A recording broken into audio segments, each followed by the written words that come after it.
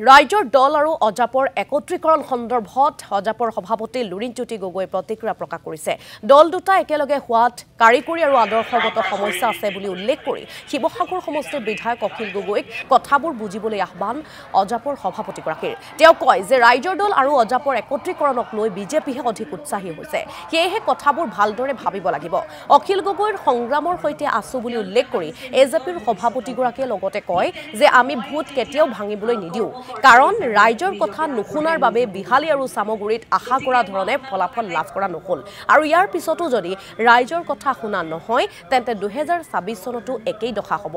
অজাপৰ বৰপেটা জিলা সমিতিৰ বাৰ্ষিক অধিৱেশনৰ মুকলি সভালৈ আহি এইদৰে মন্তব্য কৰিলে সভাপতি লুৰিণজ্যোতি গগৈয়ে।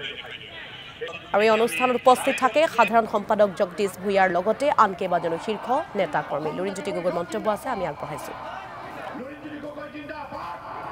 মইতো সেইদিনাখন কৈছোৱেই যে আমি একেখন মঞ্চতে থিয় দিছোঁৱেই, এখন অসম আঞ্চলিক মৰ্চা বুলি।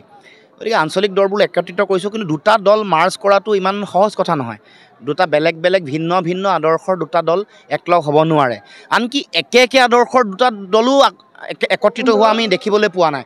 কাৰণ আপুনি চাব যে বাওঁপন্থী দলবোৰ CPI-ML, CPI-M বা ফৰৱাৰ্ড ব্লক, তেওঁলোক বাওঁপন্থী আদৰ্শ, কিন্তু এটা দল হ'ব পৰা নাই। গতিকে এইবোৰ কথা তেওঁ যদিও কৈছে, কিন্তু আচলতে ইমান সহজ কথা নহয়। মানে গোটেই কথা বতৰাবোৰ তেওঁলোকৰ আন্তৰিকতাটোক আমি সকলোৱে উপলব্ধি কৰিছোঁ, কিন্তু আমাৰো আলোচনা বিলোচনা হৈছে। কাৰণ তেওঁতো নিজেই কৈছে তেওঁ যে মাৰ্ক্সবাদী হয়। সুনীত ভূঞাৰ ইণ্টাৰভিউটো আপোনালোকে সকলোৱে চাইছে। আমিতো জাতীয়তাবাদী, গতিকে অসমৰ মানে মাৰ্ক্সে কেতিয়াও জাতীয়তাবাদৰ বিৰোধিতা কৰা নাই। কিন্তু অসমত আপোনালোকে অসম আন্দোলনৰ পটভূমি জানে, অসম আন্দোলনৰ সময়ত এটা যিটো পৰিৱেশ জাতীয়তাবাদৰ লগত বাওঁপন্থী মানুহৰ এটা সংঘাত আৰু দ্বন্দ্বৰ পৰিৱেশ আছিলে, সেইটো আছে আৰু থাকিব। কিন্তু বিজেপিক হৰুৱাবলৈ আমি একেলগে থিয়